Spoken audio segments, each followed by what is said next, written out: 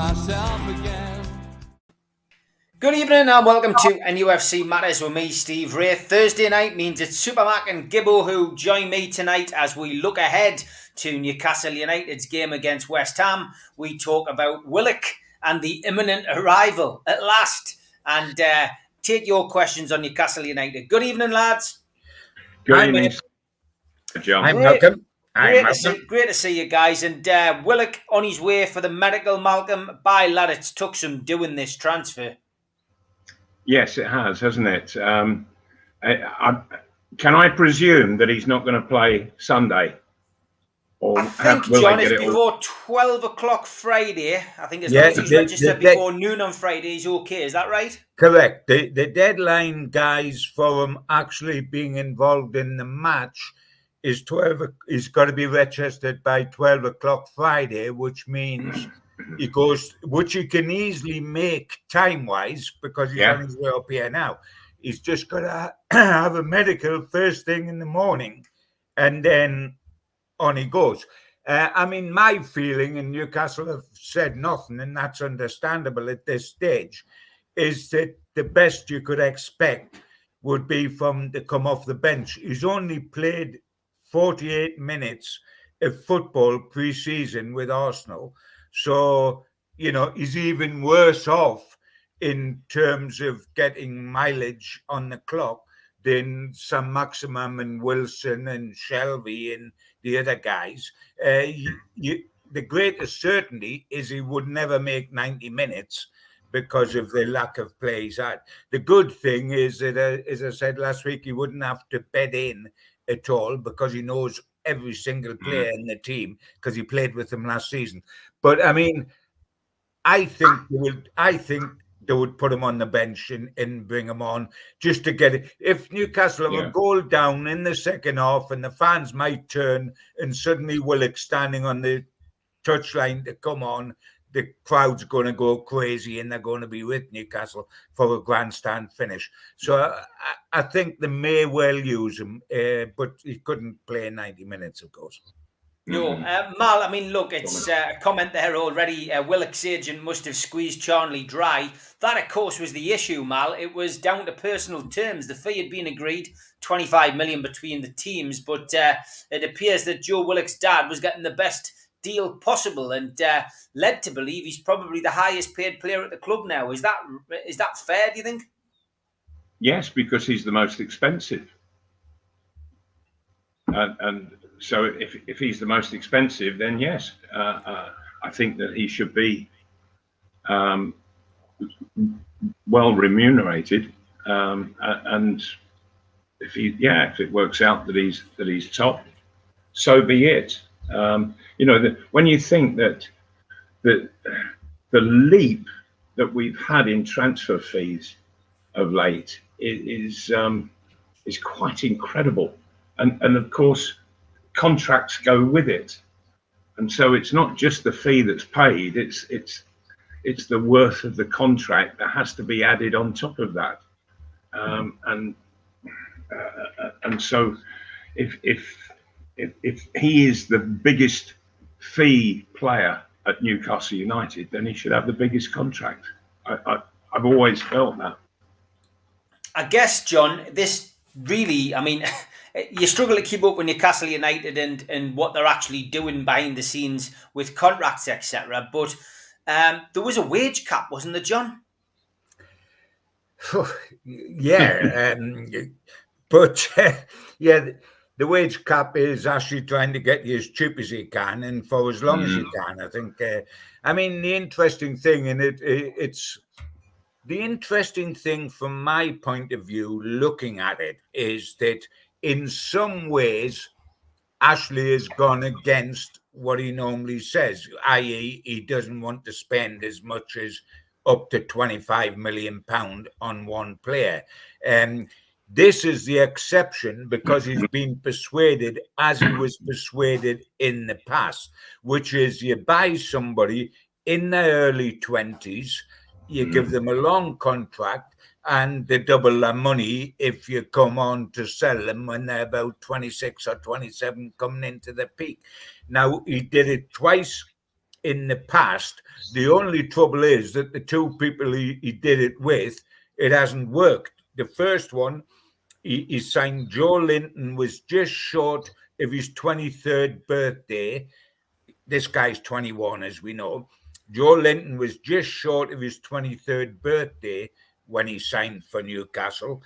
And Almiron was just short of his 25th birthday when he signed for Newcastle. And they were the top two record buys at the time.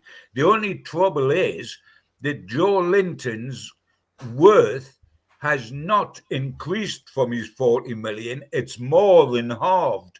You wouldn't get anything like 20 million for Joe Linton as of today if you were selling him. With Almiron at 20 million, I don't respectively think, with his goal scoring record and perhaps lack of position, etc., that I think you would only get your money back at the very best at the moment. You wouldn't make a profit on Almiron, so it hasn't worked in their two cases. Willock looks a different kettle of fish. And you know what I find amazing, guys, in all this? Bearing in mind that Willock is an out-and-out midfield player, he's scored 8 goals in 13 appearances, 11 starts, 2 subs, 8 in 13. So in half a season, Willock has bettered Joe Linton's total of Premier League goals in 2 seasons. Joe Linton's got 6 goals in 69 appearances. So Willock's beaten that in half a season. And Almiron is equalled Almiron's Premier League goal scoring record over 2.5 years in Almiron's case. His 8 goals has took him 80 games. Willock's 8 goals took him 13 games. So it's staggering that already Willock has left those two guys absolutely trailing, and makes you think that his value will not greatly reduce as Joe Linton's has and as Almiron's hasn't increased. But those facts are quite amazing. That in half a year, he's done better than Joe Linton's done in 2 years, and equaled what Almiron's done in 2.5 years.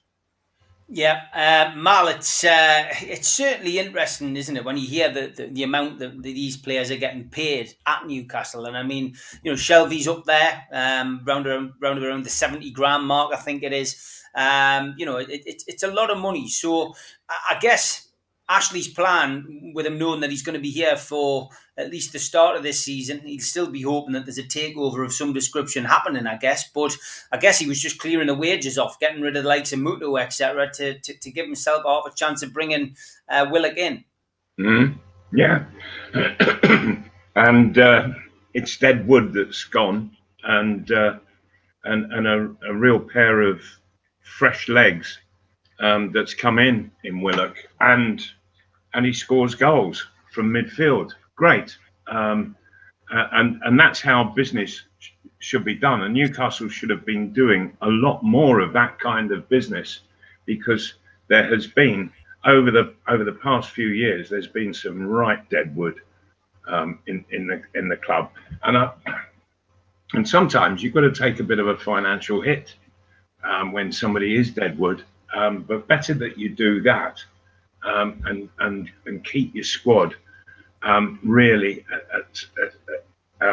firing on all cylinders and at its peak, without that deadwood hanging around, which drags you down, always drags you down. And the situation that Newcastle have now is that Joe Linton, he's pulling the whole situation back, because he's not good enough to reach the quality that's necessary right now, and he just hasn't got enough improvement in him. He's got no improvement for the projection over the coming season, and I've always believed, if you've just got half a thought that somebody ain't really doing what is necessary, what you want to see, get him out. but Newcastle are very, very slow on doing that. Very slow. It's interesting what you said there, Malcolm, because you're actually right. And I remember a lot of years ago, the Chronicle thought, let's do a feature. You know, when Liverpool were winning everything, they were winning the European Cup 4 or 5 times in the days of McDermott and Souness and etc., etc. And the Chronicle said, get in touch with Bob Paisley, see, because a Northeast lad, so he might be interested in doing a favour to another Northeast lad, myself. See if you can go down and spend some time with him. And Bob said yes, and I went down and spent 4 or 5 days with Bob, as I did with Bobby Robson when he was at Porto, and sort of lived with him for those days. And you're sort of saying, what is the secret of Liverpool's success? And he was saying one of the secrets was exactly that, Malcolm, that no manager, because managers bought everybody in those days, not a director of football, etc.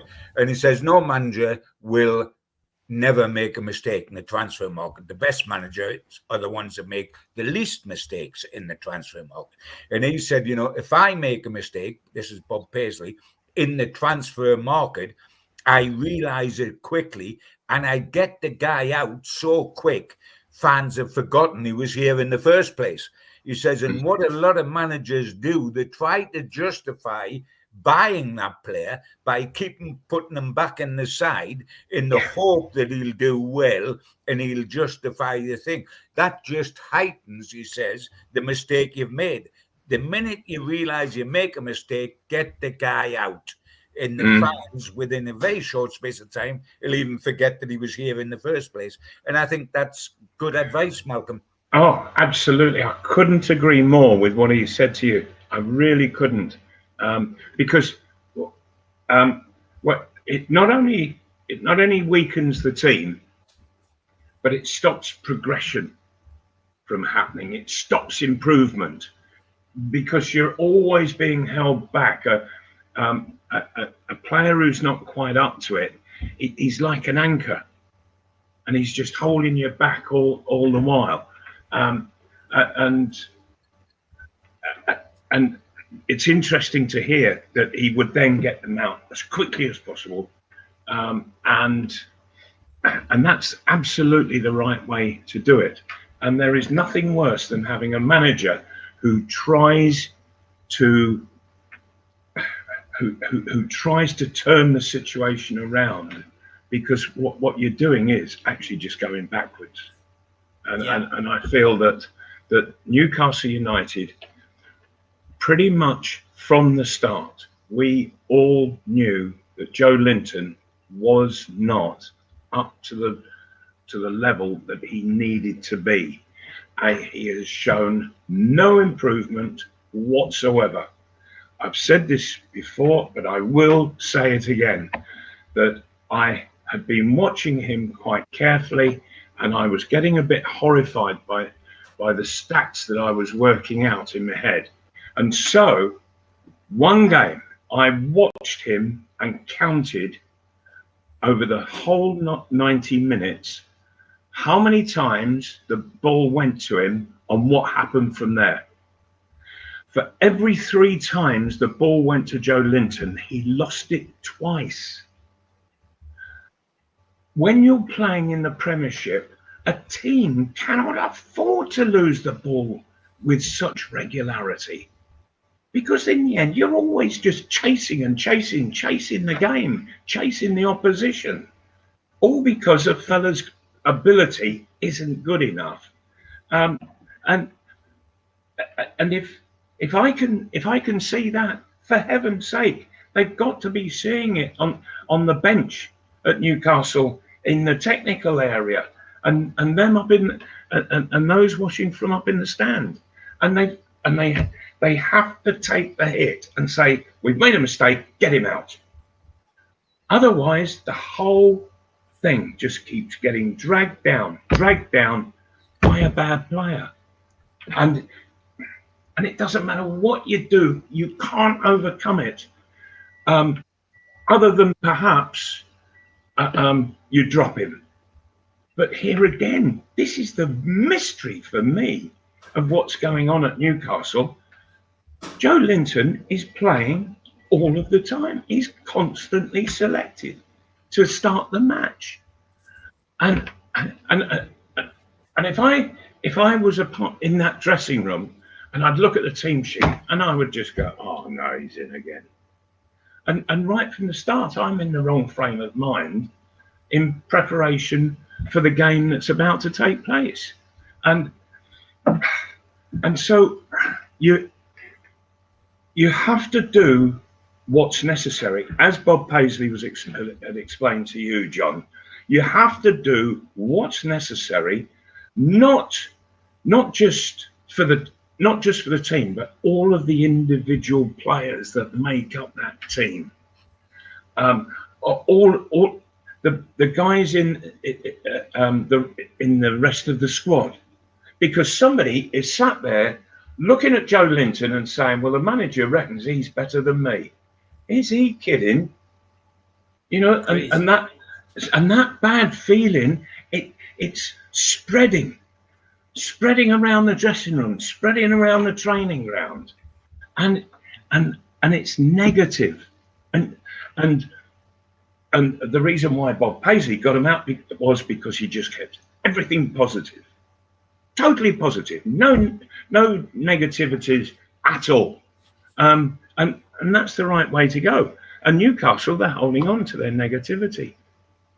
Who would you like to see come in, John? It says with Joe Willock pretty much the same player. I mean, I'm still keen on bringing a forward in, especially after what Malcolm said about Joe Linton there.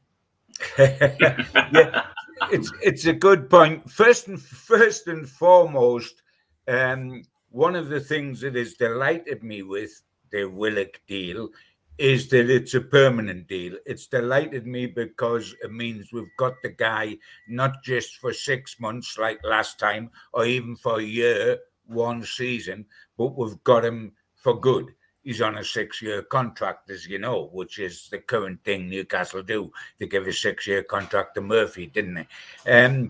But one of the good things about him being here permanently is, as we all know, that frees up another position on loan, because we're allowed 2 on loan players at the same time. If one had been taken by Willock, then we're in a severe situation about who we can get through the door. We can still get 2 on loan players through the door, and I suspect what we will get will be on loan. So we've got 2.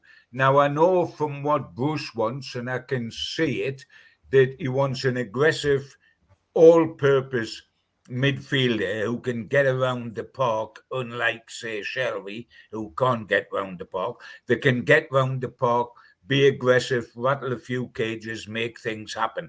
So we will, I think, be looking for a midfielder, and he wants to sign the centre-half who is quick, who's aggressive, who will push up, close space, hold a high line, be able to press quickly. And of course, when you think about our central defenders, they're all of a certain age, aren't they? They're all older than 27. A lot are 30, 31 or 32. I think Lascelles is the youngest of the central defenders. So we will definitely go for a midfielder and a centre half. What you said, Steve, I would like to see a striker. In fact, I think it's imperative, but evidently Steve Bruce does not think it's imperative. He has said that we've got enough up top, despite the fact that Carroll's gone from last season's squad and Muto has gone. Now, I agree with both of them going, but I only agree that they should go if you get somebody in to top up the numbers again. What we are now stuck with as out-and-out target men is Callum Wilson backed by Dwight Gale. And that is it. When he was asked to explain why we've got enough, he put Almiron in there, he put San Maximum in there. And for me, they aren't through the middle strikers. Their best positions are elsewhere. They are not people that play in that position. And heaven forbid that we end up with Jeff Hendrick playing there as he did at Rotherham, which you saw, I think, Steve. You were there. Yeah. Scored a great back post header, but that doesn't make him a centre forward. Willock scored 8 great goals last season, but he's best arriving late, not playing centre forward.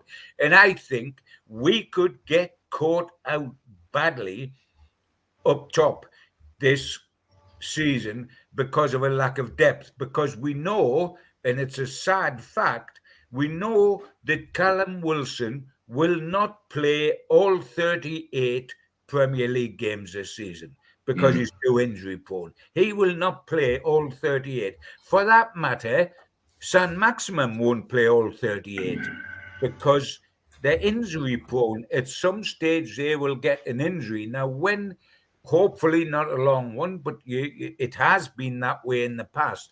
When Callum Wilson's injured, we've got to rely on Dwight Gale. And if he hits a patch where it's not happening for him, or he becomes depressed or disillusioned, and I know he did well against Norwich, but that's a one-off friendly against a team that are relegation favourites and had a bunch of kids in. So I am concerned, like you, Steve, about up top, but evidently Steve Bruce isn't. So I don't think we're going to buy up top. I think we'll buy a midfielder and a central defender. Big talk about typical centre half. Huh? Typical centre half. Yes. Well, there you go. Yeah, strengthen the defence, get the midfield right. Oh, to hell with a forward line. Big talk about a potential loan player from Roma. Of course, lots of players getting linked with Newcastle. The good news is, it looks like we've broken our duck. So fingers crossed was a couple more across the line, even if they are loan deals before the transfer window closes. But look, £25 million, as Paul Oxley says, is nothing in today's market. Inflated values, in my opinion, I'd say 50k tops for him. But he's on 25k at Arsenal. I mean, look, there's lots of people talking about it, but he's right. Paul is right in a nutshell. 25k when you see the likes of Grealish going for 100, Kane being linked with a move away for 150, and Malcolm. I mean, did you ever think you'd see the day when Lionel Messi would be making best part of £25 million a year in wages? Yeah, I think the deal is more. It's more than that he'll be getting, but he's come on a free transfer, of course. Yeah. So. So you expect the contract to on a player who's totally proven, then you pay the money, because you imagine the big companies who just want to be involved with Paris Saint-Germain for all the publicity that's going to go their way, and companies will want to get on the into it as a part of it all. Lionel Messi is going to be bringing in tens and tens and tens of millions of pounds into the coffers of Paris Saint-Germain. So he's worth it, because I suppose he's one of the top 2 in the world, him and Ronaldo. Yeah. So yeah. Can you imagine, guys? Though, if Charnley, acting on the instructions of Ashley, took a little while to haggle over Willock Senior and the money wanted in wages for Willock, do you think he might have gone as bold as Steve if he'd had to handle Messi's wages and wage demands? Mine, John. Have you ever seen anything as funny as Lionel Messi in tears about leaving Barcelona, and then 2 days later, he tears of joy? Oh, I mean, yes. What jumped to my mind was crocodiles. When I saw the tears, it immediately jumped to my mind. I mean, I thought he was suicidal and he was never going to recover again, and he was going to be wearing black for the rest of his life. 2 days later, the old thumbs up, and he's slipping round Paris, giving the old waves and that, I thought it hasn't taken you long to forget about Barcelona, son. Once you saw all those millions of pounds being offered to you, suddenly Barcelona was very quickly forgotten. But that's life, and that's a footballer's life. But it was a big laugh. What I'm wanting to see now is I do not want Mike Ashley to be sitting tonight with a big cigar, a bottle of plonk, and a very smug smile on his face saying, I've done the business, I've done what's right by my football club, and you all thought I wouldn't, and sitting back in a deck chair. Because all he has done so far, if we want to be totally harsh, has made his club as good as they were at the end of last season when we had Willock. And the squad we now have with Willock through the door is the squad that finished last season. He has got to go on and do at least 2 more deals before August the 31st to give Newcastle any sort of chance. And that is the midfielder and the centre half. I would love 3 deals with a striker as well. But if we sit back and say the job's done because we've got Willock, we are selling this club short. The job is not done. We've got to go on and get a couple of more signs. The job is not done. We've got a side that is good as the one that finished last season. And it finished the season well, and that was lovely, and that was terrific. But you improve every summer, surely, Malcolm. And that's what a club has to do. It has to improve. And to improve, we need 2 more signings, because what we've done is dragged the club back up to where it was at the end of last season, because it was very down without Willock. But we haven't taken it any further, and Ashley must do that. Sure, I couldn't agree more, John. But there's no use just bringing in anybody. You've got to bring in players of a satisfactory quality. Good heavens, I think, haven't we seen enough of the Mutos and players like that who really just are so far from the necessary level? Well, Malcolm, if we think of some of the loan signings, because that's what we think we'll get, that we've had recently, like Bentaleb and Danny Rose and Slimani. Remember the centre forward Slimani? Yeah. I mean, if you look at those sort of loan deals, we've got to have better loan deals than that. We've got to have a loan deal that's as good as Willock was last season when he came on loan. And you're absolutely right. The first thing you've got to do is sign players, but the second thing you've got to do is sign good players. Absolutely. And that's what's important here. Yes. Yeah. Big shout out to our sponsor, Spider VPN, who've been with us for the last few months. For all your internet security, Google Spider VPN. They come up at the top of the search list. Protect your passwords, everything on your computer. Give Spider VPN a shout today. Skipsandbins.com as well, been with us for the last few months. Telephone 0800 25 45 25 3. Email inquiries at skipsandbins.com. Website www.skipsandbins.com. Easy, contract free, and pay as you go waste collection. Also, a big shout out to John at qtechshop.co.uk, who is in the chat again tonight. Good evening, John. Makers of pool tables and snooker tables in Wallsend in Newcastle.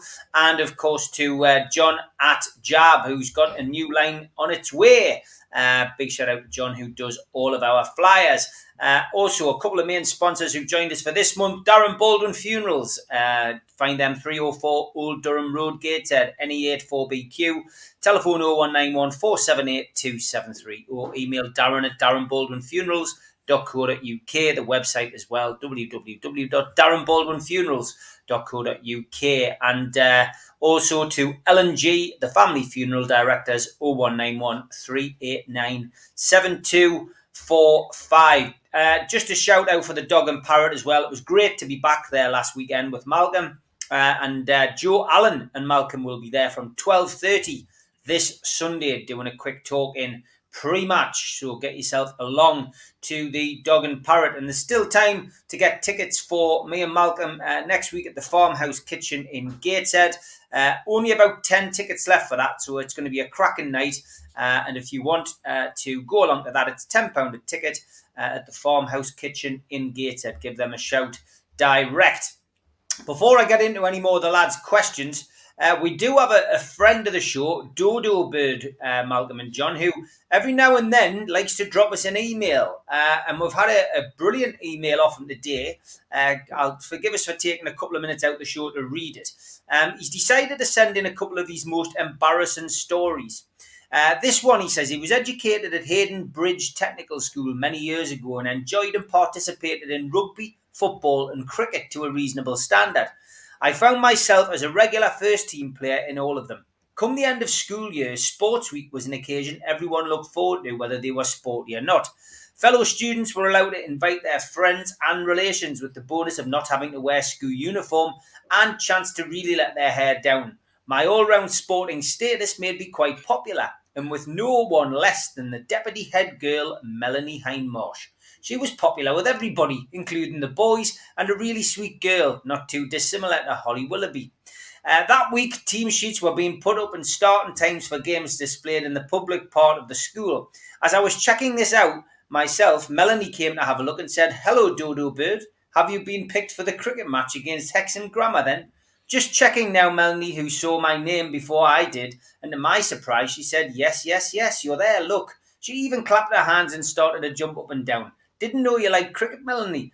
Well, I'm liking it even more now, she said. Oh, really, I replied. Well, if you want to watch, come to the Sports Pavilion Thursday and I'll save a few seats for you and your friends. Placing both hands on my shoulder, she gave me a kiss to the side of my face and said, I can't wait, as she departed.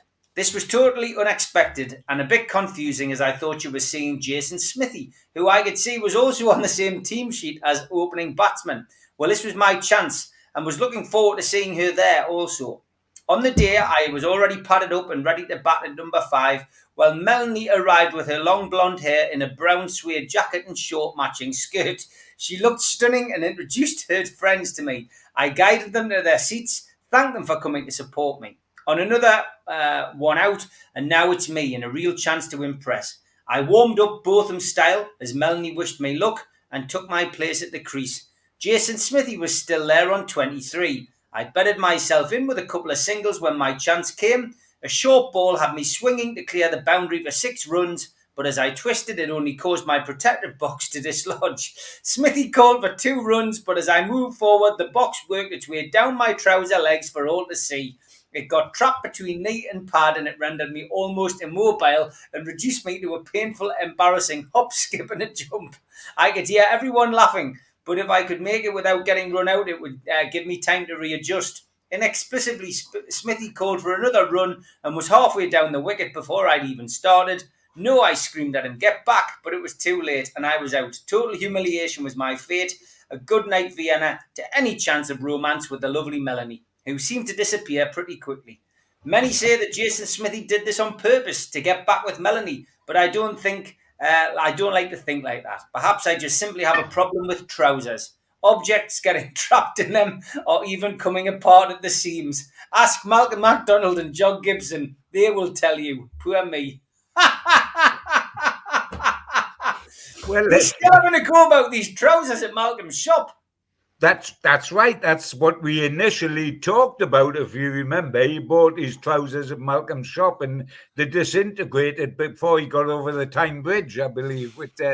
But I mean, I would staunchly say that wasn't the case. There's a photograph of me, which is just behind the laptop now, with a pair of most outrageous flares on you've ever seen in your life, and they were sailor's trousers, magnificent. Bought at Malcolm's shops, and I look like the dog's hydraulics in them. So I've got nothing but good to say about Malcolm and his trousers.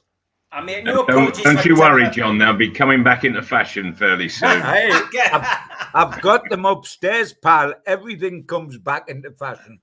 Yes. James Brown says, Supermac is a former professional who has played at the highest level of the English game. What runs through a player's mind at this point in the season, especially when a fan base is as deflated as we are? the players won't be thinking about how the fan base is feeling. They'll be just very focused, concentrating solely on getting a really good start to the season. And great, first game at home. And West Ham are a footballing side, a good footballing side. And but nevertheless, Newcastle last season had a terrific record against them, and so the players will be working to win the fans over, and it's and you do that, you look to do that early on in every game, get the fans on board. And it's actually said in dressing rooms, come on, get out there, get the fans on board early. And it really does make a difference. Supporters make a difference to a side's performance, particularly when playing at home. And so I hope that there are good numbers on Sunday, and that there's a lot of noise to get the season started. And let's judge the situation on what we see over that 90 minutes rather than prejudging anything. Okay, Nicholas, I'm not going to the match at the weekend. I'm actually on Abbey Road, believe it or not. I booked a trip to Abbey Road for the Sunday, not expecting Newcastle versus West Ham to even entertain Sky. And of course, what do? They move the game. And I'm afraid I paid too much and I've waited too long to walk across that infamous zebra crossing and go around those wonderful studios with me dad. And especially after COVID, it's a once-in-a-lifetime opportunity to actually go with me dad to somewhere where we'd both like to see together. So unfortunately, me and my dad are missing. Hence the reason that Malcolm and Joe are doing the pre-match talking together. But right, yes, yes, and will they be copying the Beatles' "Silly Walk" across the zebra? Possibly. I mean, obviously, we spoke off air about this, guys, but neither of you will be at the match on Sunday. No, certainly not in the press box, because Newcastle United have decided to limit the number of journos going from each newspaper to 2 this season because of social distancing with COVID. So they say. I don't think there's social distance in the crowd, because if it was at all physically possible, they would have 52,000 in, because that's 52,000 lots of door.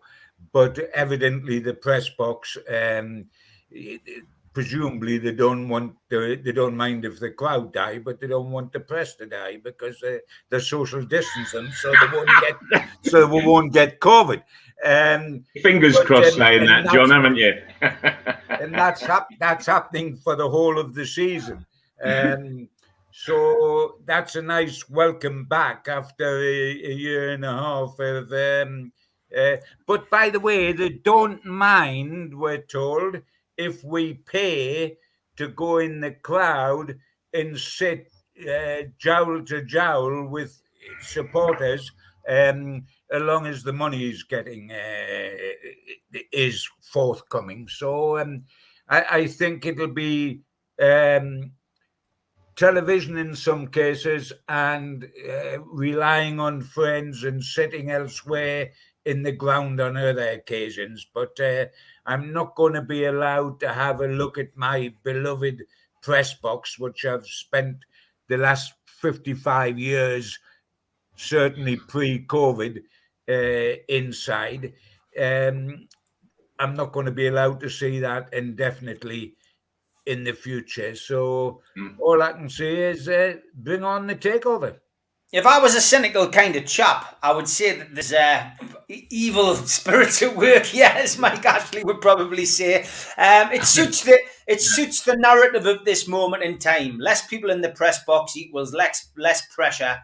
From my perspective, I think that stinks, and I think you two basically should be there. But let's see what happens over the next couple of months, I guess, because surely with COVID on the decline, with vaccinations being completed by most, and COVID vaccination tests coming in by October in all Premier League grounds, and of course they're doing spot testing. You would imagine those rules and regulations will be changing forthwith, and you'll be back in there before you can say John Gibson and Supermac.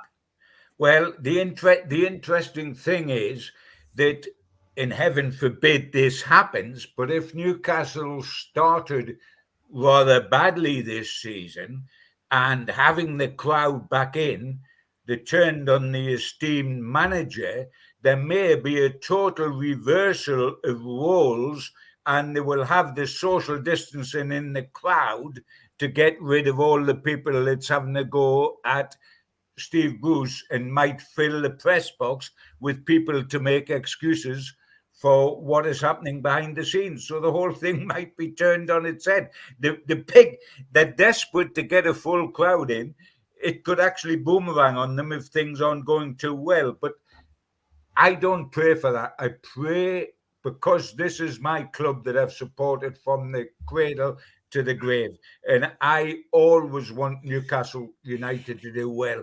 And perhaps a significant thing, guys, because we've had a very, very, very depressing summer. But the significant thing, and you would think this was almost pre-planned, is that the mood, has it not, is lifted a little in the last couple of days with the news that Willock is joining us permanently. Fans are beginning to say, well, that's good. That it's not a matter of giving any credit to Mike Ashley or Steve Bruce in the eyes of fans. It's that Honest Joe is coming back to Newcastle, hopefully bringing his goals again. Though my Jove, by the way, boys, we've got to be realistic about Joe Willock. 8 goals in 13 games, and he's a midfielder, not a striker. We cannot honestly expect that ratio to continue for a whole season this season, because it would be very difficult for Alan Shearer to have that ratio and expand on it. Never mind a midfielder coming late. So he's not going to score quite as many goals per game as he did the second half of the season, but he has significantly lifted. And you know what I think is also good, fellas? I think he is the sort, he's got this beautiful beaming smile, open face. He says all the right things on social media. He says all the right things in after-match interviews. And I think, like San Maximum, him and San Maximum identify with the fans. The fans love them as people as well as extrovert players. And I think he'll do an awful lot towards helping lifting negativity at St. James's Park, him and St. Maximum, because they look as if they're enjoying the football, don't they? The beaming face, the positive attitude, the positive things that Joe Willock says after a match, the relationship he's already established with the fans when they weren't in the ground. Imagine what they're going to be like with him now they are in the ground. Yeah. And I think he will do an awful lot to help bridge that gap between the crowd and NUFC. And also, I'm interested in watching how the relationship that has developed off the field between Joe Willock and St. Maximin, how that further develops actually on the field during matches. They're massive mates. They're massive mates. A bit whiz bang. They're massive mates. So, yeah. Let's hope so.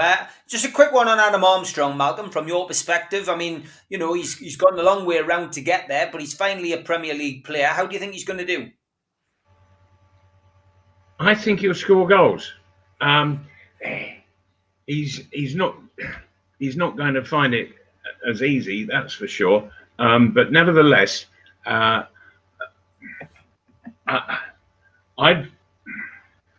over the years, the little I've seen of him, I've always liked him. I've always felt that he is a threat.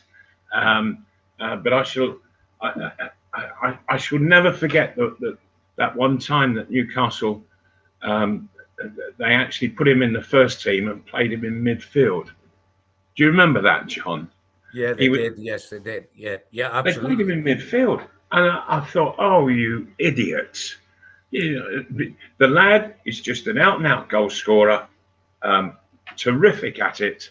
He will find a way to create magic in the penalty area, and good luck to him. And yeah, Seriously, I wish him all the very, very best. He's a lovely lad. He's a yeah. jolly lad. All the very, very best, apart from the 2 games that Southampton played against Newcastle United had.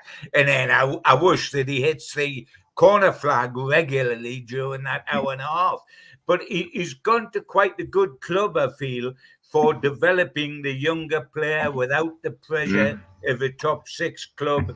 They play football in the right way. I think it's a good club to be a centre forward at, because I think you will get opportunities the way they play their football, and it's a non-pressure club, really. And it's ironic, isn't it, guys, that at the time when we are talking about have we got enough cover up top, and we've only got Dwight Gale to go with Callum Wilson covering that one position, that the 2 lads we had as youngsters at the club are about to become Premier League players this season for the first time, and that's Adam Armstrong at Southampton and Ivan Toney with Brentford. It'll be interesting to see how both of those go this season when they're in the Premier League. Are they good enough for the Premier League? They certainly were brilliant at Championship level. And if they both do go around scoring goals, then Newcastle could look, okay, we had 40% of the fee for going to Southampton, but that's not what it's all about. What it's all about at Newcastle is trying to get forwards that'll score goals. And I will be following very closely how well Toney and Armstrong do this season. B just wants to know, we're obviously linked continuously with centre-halves. Phil Jones is one who has been mentioned on many occasions, Malcolm. Bede's not a particular fan of Phil Jones, makes too many mistakes and is injury-prone. Is that your thoughts on him as well? Yeah, I'm not a fan of Phil Jones at all. No. And there'll be better around. There's a lot of centre halves who would love to come to Newcastle on loan, for sure. The identical picture, Mal, that is being given off the record by Newcastle United with the type of centre half they want, somebody that's quick, aggressive, presses high and presses quickly, gets over ground quick. This is not what Jones is. He's he's not quick. He doesn't do that. And by the way, when I mentioned earlier in the show about how all our centre halves are about the same age, around the 30 mark, well, Jones isn't going to bring that age down at all. I don't think the identical picture we have been given of the type of centre half Newcastle United need fits Phil Jones at all. No, it doesn't. I don't think he's a good enough player on the deck anyway, and Newcastle do tend to play it from the back, and so no, he's not for me. But what I would like to see is somebody who is prepared to push up and then drop off, and if Shelby, when he's in the side, I want to see a centre half who's telling him to push forward, stop dropping off, because I think the centre halves are way too lax and allow Shelby to boss the performance of Newcastle United how he wants it to be, and all too often he's totally wrong. The the two centre halves that fitted an identical picture, and I'm not saying they're good enough, but what Newcastle wanted, they missed out on, didn't they? It was the kid from Celtic who went down and signed for Brentford, instead of us, and the Manchester United centre half who has gone on loan to Aston Villa when it looked as if he might come on loan to Newcastle. He'd been on loan to Aston Villa before, but it was when Steve Bruce was manager, and therefore Newcastle thought that he would come and play for Brucey again, because he would be a regular centre half here and not an automatic centre half in the first team at Aston Villa. But the two that were Newcastle United's choices have both been lost, so they're looking yet again. Yeah. Let's look ahead to the West Ham game now, and obviously it's a 2:00 kickoff this coming Sunday at St James's Park. COVID vaccination request of a COVID passport isn't required for this particular game. However, in line with the Premier League and government guidance, a small number of spot checks will be taking place around St James's Park. So supporters are asked to download the NHS app, have it on their phones, and prove that they've had their vaccinations. But you won't be asked to leave if you do not have that. But this is just something we're going to have to get used to moving forward, I'm afraid. As for the lineups, it's a little bit early, but I can tell you that obviously Martin Dubravka and Paul Dummett will both be unavailable still due to injuries that they had sustained. We are not quite sure what is going to happen in the goalkeeping department. Will there be a top-flight debut for Freddie Woodman, or will Carl Darlow return after missing the pre-season with COVID? That is probably the biggest question hanging over the squad, but pretty much at full fitness, Newcastle United going into this game. As for the visitors, West Ham, there are doubts over their defensive pair of Masaku and Ogbonna, and efforts to continue to sign another centre-half, Milenkovic, are still ongoing. It's an interesting one, this, guys. It's a game which Newcastle, of course, won last season, 3-2. There was an own goal, Joe Linton and Willock. So, look, it's an interesting game. Let's come to you first, Malcolm. It's nice to get off to a good start at home. And, of course, you were a man who did that in your home debut against Liverpool. Mm-hmm. Yeah. Yes, I hope that we see an identical performance by West Ham to the opening game of last season, because that was one of the most shocking performances I've ever seen. And Newcastle, good for them. They made the most of it. But that was, of course, down in East London. And Newcastle finished 2-0 winners.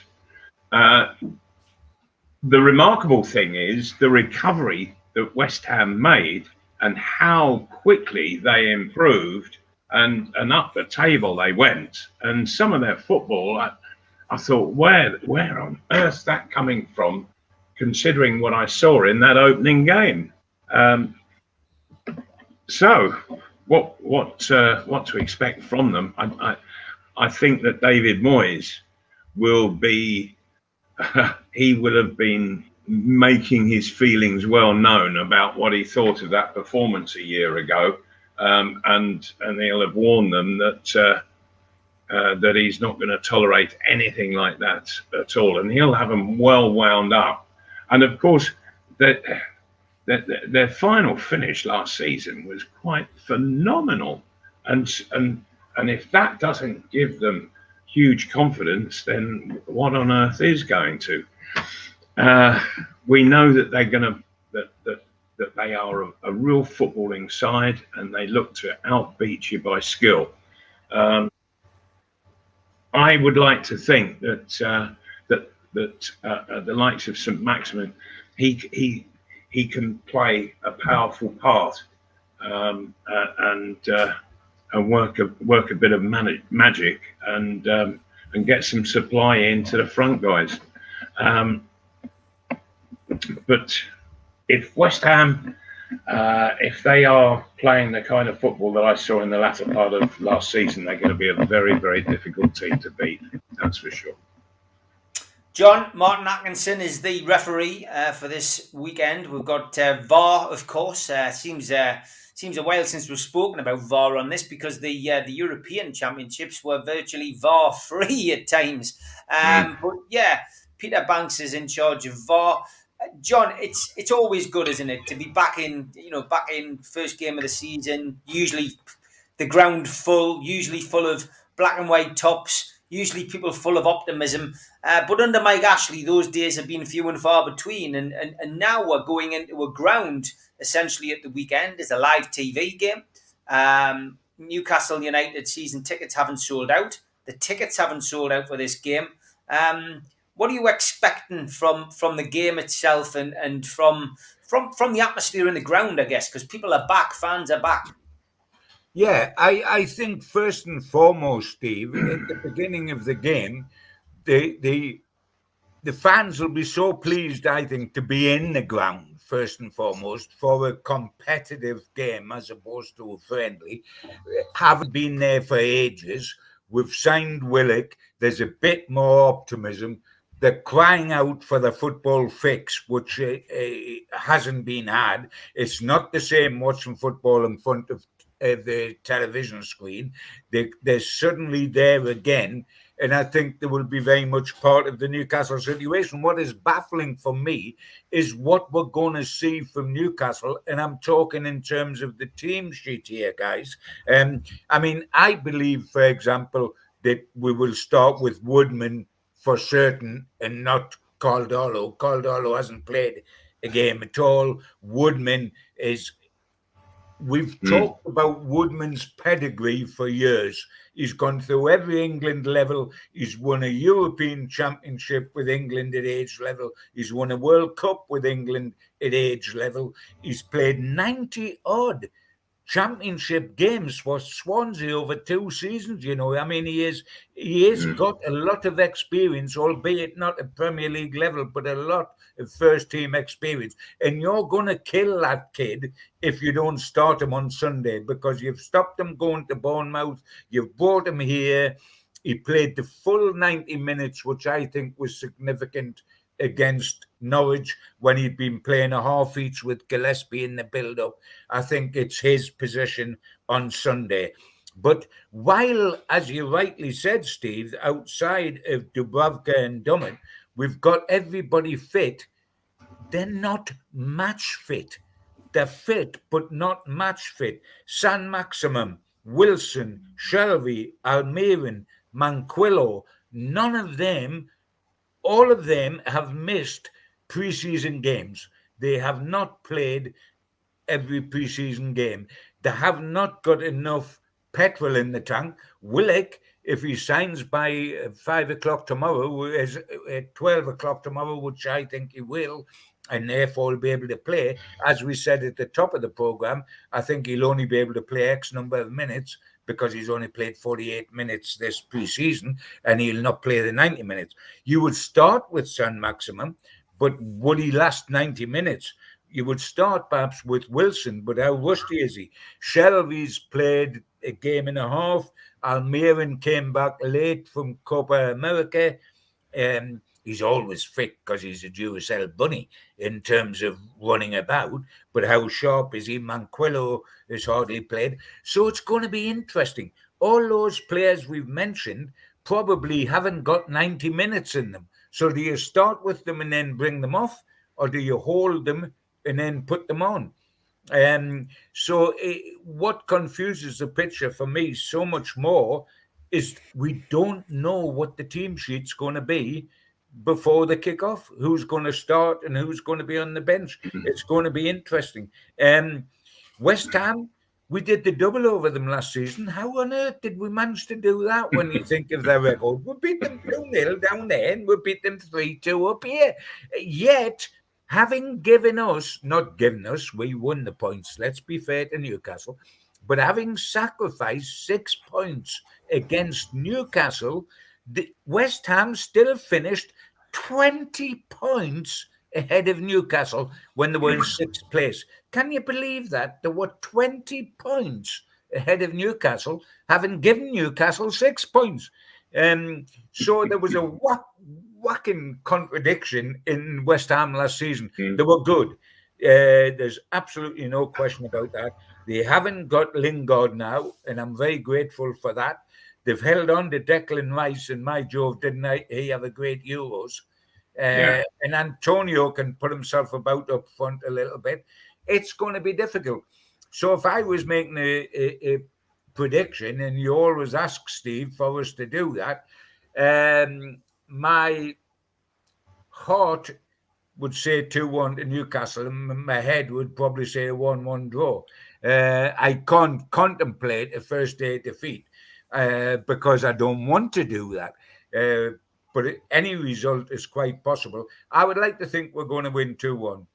There's a lot of me might say it might be 1-1, but I prefer to start the season optimistic and get thoroughly depressed as the season goes on. And therefore, I would start with 2-1. Malcolm, your prediction? I've thought carefully on this, and you know, it's so difficult. I keep swaying from one scoreline to another.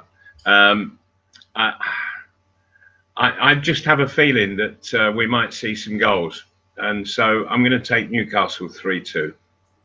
You heard it, first. Fantastic. That's a corker. Steve, what about you, mate? I want to put you on the spot here. I'm gonna go for a Newcastle win. I am optimistic. I think there'll be a feel good factor with Willock arriving. I'm gonna go Newcastle 3, West Ham 1.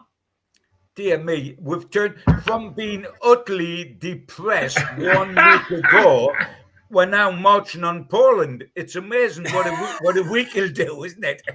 But that's Tyneside hope for you, John. That's us, baby. That's the way it's always been up here. By the time we do the second game, we might be in a slightly different frame of mind. But let's march behind the Geordie flag today. Get yourself along to the Dog and Parrot to see Malcolm and Joe Allen. It's free entry. Dog and Parrot, opposite the Centre for Life in Newcastle, just up from the train station. 12:30 they'll be there, and always a good show. Great to see you, lads. Look forward to speaking to you next Thursday. Have a good week. All right. Have a good weekend, Steve. Same to you. Geordie flag, Newcastle to win.